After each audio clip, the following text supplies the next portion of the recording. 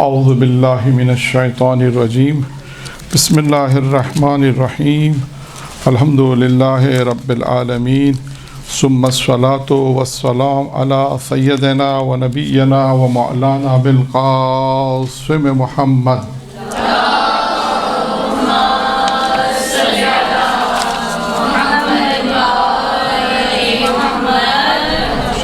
وأهل بيته الطيبين الطاهرين المعصومين المنتخبين الميامين أما بعد قال حضرت علی علیہ الصلاۃ والسلام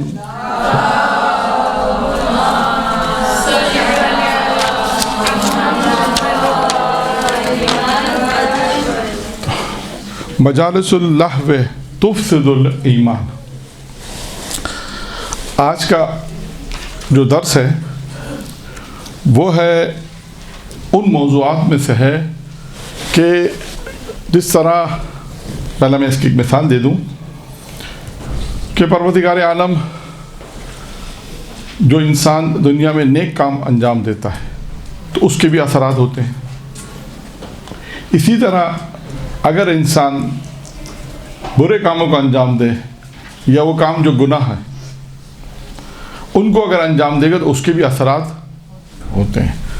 تو آج کا جو ہم نے موضوع قرار دیا ہے وہ ہے معصومین کی نگاہ میں گناہوں کے اثرات، یعنی انسان اگر گناہ انجام دیتا ہے وہ کون سے گناہ ہے وہ بیان ہوں گے اور اس کے اثرات کیا مرتب ہوتے ہیں انسانی زندگی پر۔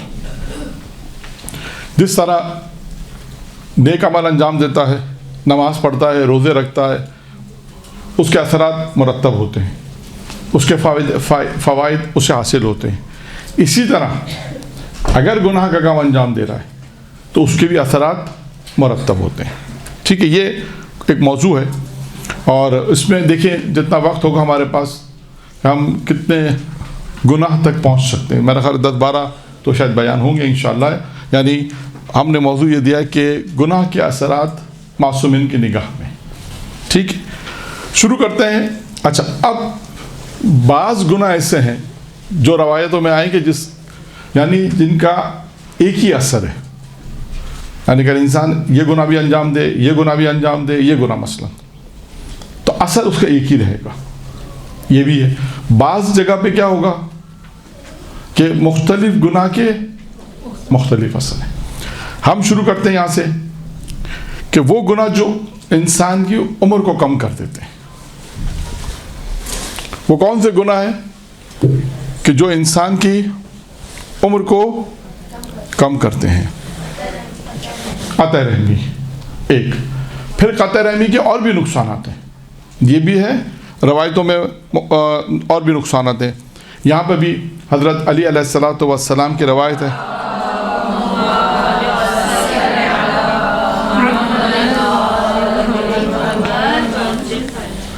کیا فرماتے ہیں مولا؟ فرماتے ہیں کہ اگر کوئی شخص جھوٹی قسم کھاتا ہے اور قطع رحمی کرتا ہے تو کیا ہوتا ہے؟ گھروں کو یہ ویران کر دیتی ہے۔ یعنی دوسرا نقصان کیا ہے؟ دوسرا نقصان ایک تو ہو گیا عمر کو کم کرنا، دوسرا کیا نقصان ہوا؟ گھروں کو ویران کرنے کا۔ اور یہاں پر ایک اور روایت بھی پیغمبر کی، وہ بھی بیان کرتا چلوں کہ خدا اس قوم پر رحمت نازل نہیں کرتا جو قطع رحمی کرتی ہے۔ یعنی قطع رحمی کا یہ اجتماعی گناہ میں آ گیا۔ قطع رحمی کا گناہ ہے، اگر قطع رحمی کوئی کرے گا تو اس قوم پر خدا اپنی رحمت نازل نہیں کرے گا۔ اچھا، اب یہاں پر اور آگے چلتے ہیں۔ وہ کون سا گناہ ہے جس سے نابودی بہت جلدی آتی ہے، تباہی بربادی جسے ہم کہتے ہیں نا، تباہی اور بربادی جلدی آتی ہے، یعنی اتنا فرصت بھی نہیں ہوتی۔ یعنی یہ کون سے وہ گناہ ہے جس میں یوں کہہ لیجیے کہ قیامت کا بھی انتظار نہیں ہے، یہ ہے روایت میں لفظ، یعنی قیامت کا بھی انتظار نہیں ہے۔ ایسے گناہ ہے کہ جس کو دنیا میں انجام دیا جاتا، اگر انجام دیتے ہیں تو اس کا اثر فوری ہے، یعنی اس کی سزا جو ہے وہ خدا قیامت تک کے لیے انتظار نہیں کرتا۔ وہ کون سے ہیں؟ اس میں ہے، یہ بھی حضرت علی کا ایک قطع رحمی ہے، یہ بھی حضرت علی نے فرمایا، وہ گناہ کہ جس سے نابودی اور تباہی اور بربادی جلدی آتی ہے۔ ہماری گفتگو ہو رہی تھی کہ ان گناہ میں کہ اگر وہ کون سے گناہ ہے کہ جو انسان اگر انجام دے تو نابودی، تباہی، بربادی جلدی آ جاتی. اس میں ایک ہے قطع رحمی. دوسرا گناہ ہے جھوٹ بولنا. اچھا، یہ جھوٹ بولنا جو ہے یہ عمر کو کم کرتا ہے. پھر وہ گناہ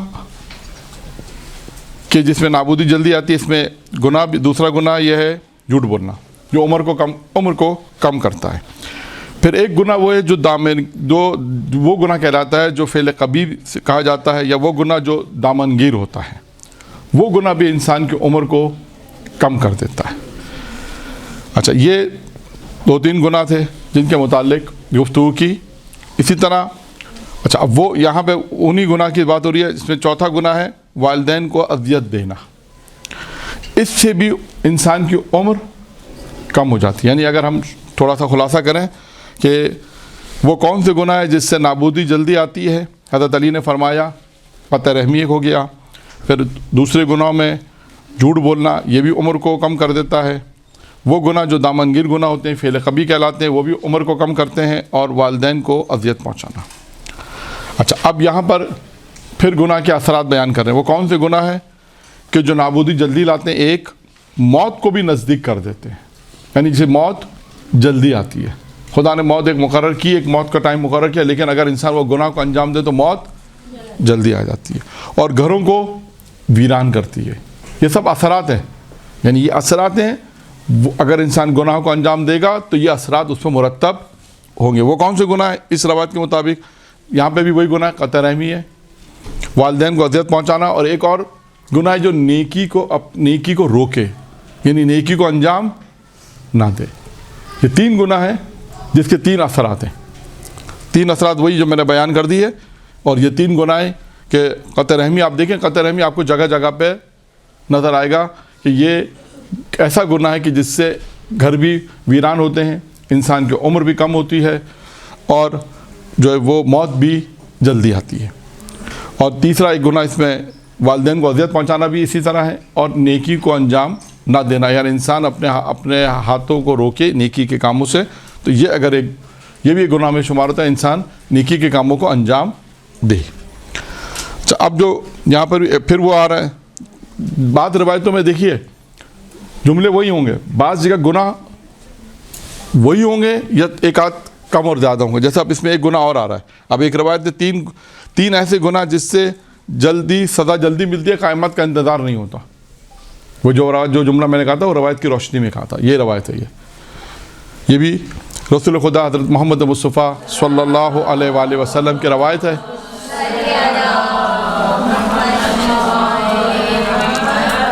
کہ جس میں فرمایا کہ 3 گناہ ایسے ہیں جس سے سزا جلدی ہوتی ہے، قیامت کا انتظار نہیں ہوتا. اس میں کیا ہے؟ والدین کو اذیت پہنچانا، والدین کو تکلیف دینا، لوگوں پہ ظلم کرنا. یہ جتنے بھی گناہ اب تک میں نے بیان کیا اس میں یہ پہلی دفعہ آیا ہے، لوگوں پر ظلم کرنا. اب اس کی تشریح آئے گی آگے. اور تیسرا وہ یہ کہ نیکی نہ کرنا. یہ 3 گناہ ایسے ہیں جس کا پیغمبر فرمائے کہ قیامت تک کا انتظار نہیں ہوتا. اچھا، اب آتے ہیں ظلم کے اوپر. حضرت علی علیہ السلام نے فرمایا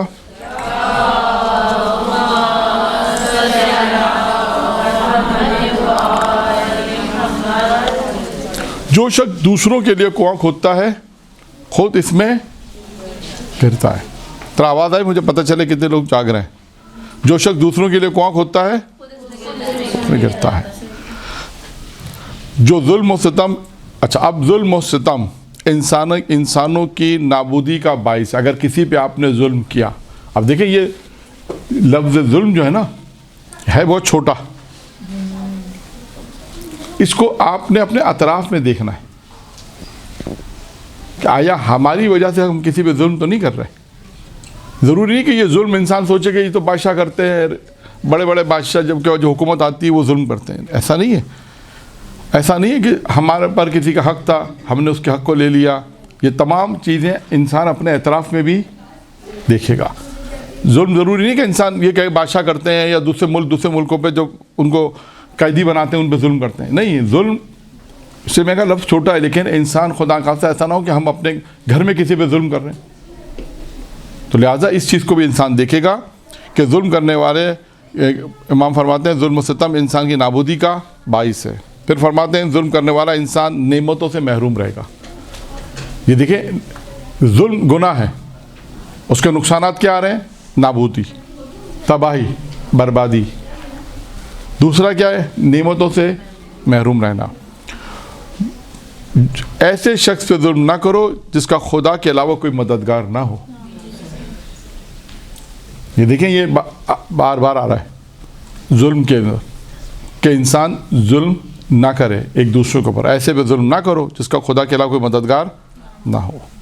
پھر اس کے بعد پھر وہی گناہ کا ذکر آ رہا ہے۔ رسول خدا نے فرمایا کہ ایک وہ گناہ ہے کہ میرے بعد وہ گناہ، یعنی جسے میں نے کہا کہ دامنگیر گناہ جسے ہم کہتے ہیں یا فعل قبیح جسے کہتے ہیں، اگر یہ گناہ انجام دیا جائے گا تو کیا ہوگا؟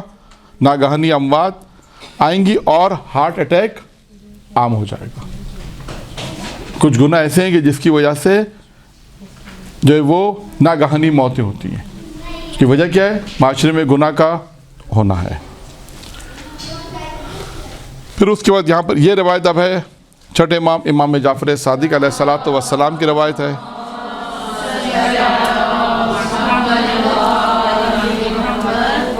کہ اپنے ماں باپ کے ساتھ نیکی کرو تاکہ تمہاری اولاد تمہارے سے نیکی۔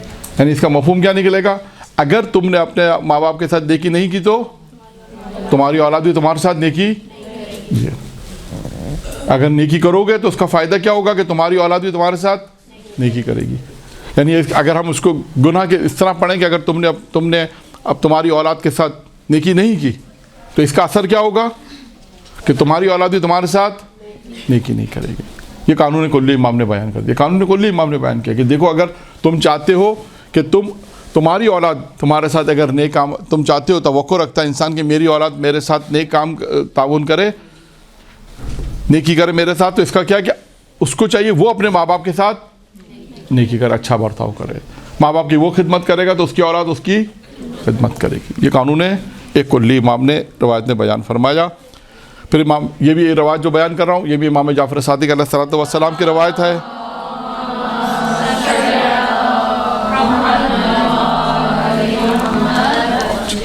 اب یہ مردوں کے لیے البتہ یہ روایت وہ ہے کہ دوسروں کی عورتوں سے چشم پوشی کرو اور ان کا تعقب نہ کرو تاکہ تمہاری عورتوں سے بھی لوگ چشم پوشی کریں۔ جو بہت سی جگہ پہ یہ روایتوں میں آیا کہ انسان اپنی نگاہوں کو نیچے رکھے۔ یہاں پر اب ایک اور یہ بھی روایت حضرت علی علیہ السلام کی روایت ہے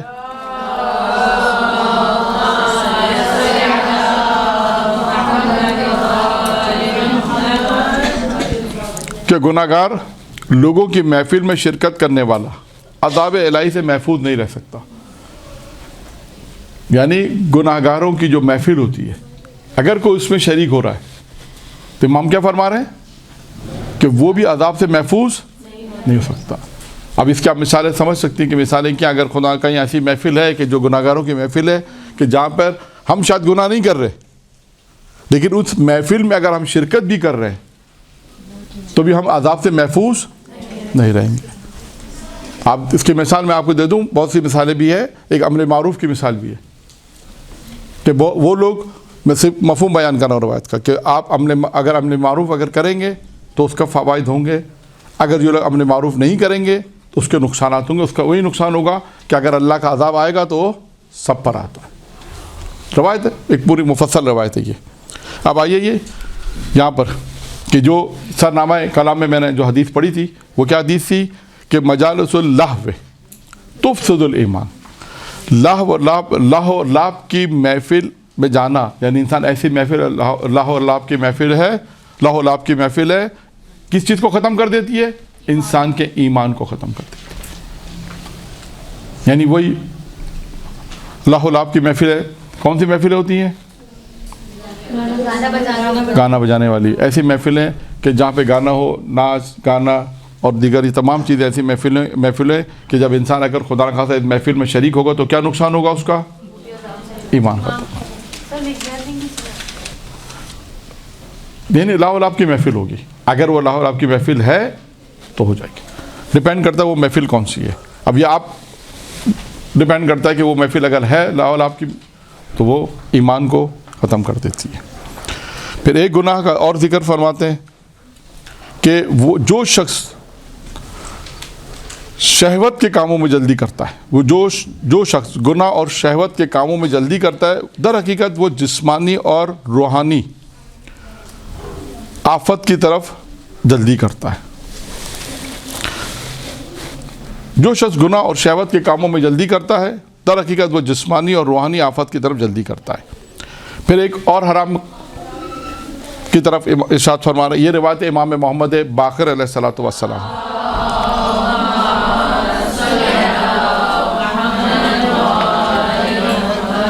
کہ امام نے فرمایا یہ ہے حرام مال کھانے والا۔ دیکھیں چند گناہ کا میں نے کہا چند گناہ کا ہم ذکر کریں گے۔ اب تک میرا خیال ہے تو تعداد کے اعتبار سے نہیں معلوم کتنے ہو گئے، شاید 8 ہو گئے۔ میرے پاس جو نمبر ہے وہ 8 آ رہا ہے۔ اب مجھے نہیں معلوم آپ لوگوں نے اس کا نمبر ڈالے یا نہیں ڈالے کہ حرام مال، حرام وہ مال جو حرام ہے انسان کے لیے کھانا، وہ مال جو شریعت نے اگر کہا ہے کہ یہ مال کھانا حرام ہے۔ بہت ساری چیزیں ایسی ہیں کہ جو انسان ایسی کمائی ہے جو حرام کی کمائی ہے۔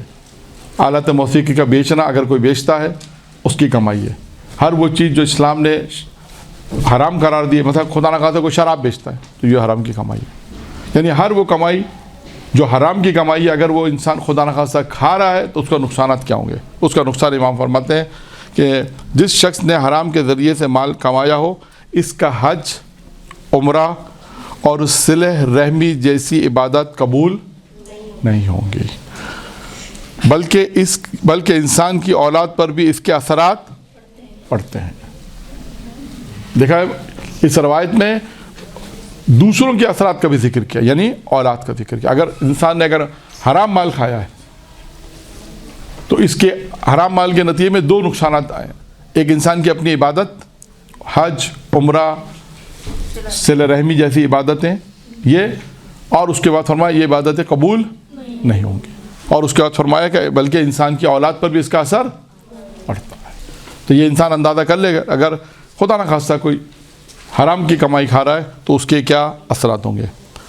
پھر یہاں پر ایک اور گناہ کا ذکر ہے، مذاق کرنا۔ دیکھیں ایک ہوتا ہے مذاق، وہ مذاق ہوتا ہے کہ انسان جو رائج ہے کہ مومن کے ساتھ مذاق کرے، وہ نہیں۔ بعض اوقات انسان کسی بہت زیادہ، کیونکہ روایت میں یہ روایت بھی حضرت علی علیہ الصلوۃ والسلام کی روایت ہے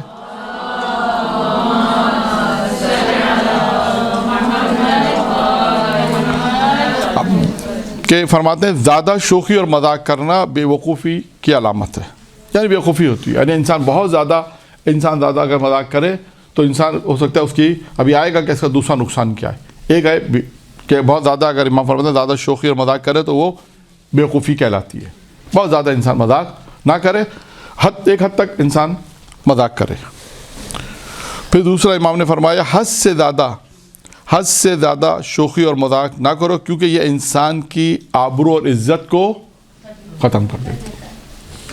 جو ہم مذاق کرتے ہیں ایک حد تک اسلام نے، دیکھیں مذاق ایک حد تک کا کہ مومن کے ساتھ شوخی کرے، مذاق کرے، ایک حد تک انسان، لیکن یہ وہ ہے کہ انسان اگر حد سے بڑھ جائے گا تو اس کا نقصان کیا ہوگا۔ اور خدا نہ خواستہ ایسا نہ ہو کہ مذاق میں وہ کسی کو تانا دے، وہ الگ، مذاق میں کسی کو طنز کرے، وہ گناہ ہے۔ تو لہذا مذاق ان معنوں میں، بعض اوقات کوئی سوال کرے مولانا ہم آپس میں مذاق کرتے ہیں، ٹھیک ہے، وہ اسلام نے دیکھیں یہاں پہ تبھی روایت میں کہا ہے کہ حد سے زیادہ، اس کا مطلب ایک حد محدود ہے کہ اس حد تک آپ مذاق کر سکتے ہیں۔ اگر حد سے زیادہ اگر مذاق کیا تو اس کے نقصانات معصوم نے بیان فرما دی کہ انسان کی عزت اور آبرو ختم ہو جائے گی۔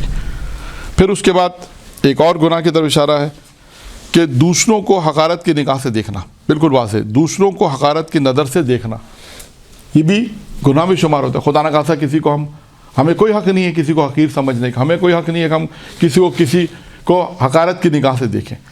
آپ کو معلوم ہے کہ تاریخ میں ایسے بہت سے واقعات ہیں کہ جہاں پر یہ ہے کہ اگر کسی کو حقارت کی نگاہ سے دیکھا تو معصوم نے اس کو فوراً تنبیہ کی ہے۔ بہت سے واقعات ملیں گے، لیکن یہاں سے کیونکہ وقت نہیں ہمارے پاس، صرف روایات آپ کو سنا رہے ہیں کہ جس کسی نے بھی مرد مومن اور مومنہ کی غربت کی وجہ سے اسے ذلیل و خوار کیا، یعنی اس کی حقارت کی اور اسے اہمیت نہ دی، کیا فرمایا امام نے فرمایا کہ جس کسی نے بھی مرد مومن اور مومنہ کی غربت کی وجہ سے اسے ذلیل و خوار کیا اور اس سے اہمیت نہ دی تو خداوند عالم قیامت کے دن پہلے اس کا تعارف کرائے گا. خداوند عالم روز قیامت کیا کرے گا؟ پہلے اس کا تعارف کرائے گا. جس کو کسی نے حقارت کی نگاہ سے دیکھا ہے، اس کو اہمیت نہ دی اور اس کو ذلیل و خوار کیا ہوگا، تو پروردگار روز قیامت میں کیا کرے گا؟ سب سے اس کا تعارف کرائے گا اور پھر ان لوگوں کے سامنے اسے ذلیل و خوار کرے گا. یعنی یوں کہہ لیجئے کہ مفہوم روایت کہ جس نے دنیا میں کسی کو ذلیل و خوار کیا، اہمیت نہ دی، تو روز قیامت میں پروردگار عالم اس شخص کو پہلے اہمیت دے گا کہ جس کو اس نے حقارت سے نگاہ سے دیکھا تھا، اس کو عزت دے گا، مقام دے گا، رتبہ دے گا، اہمیت دے گا، اور اس کو جو ذلیل اور خوار کر دے گا. تو یہ ہے کہ یہ گناہ ہے کہ انسان کسی کو حقارت کی نگاہ سے نہ دیکھے. کتنے گناہ ہو گئے؟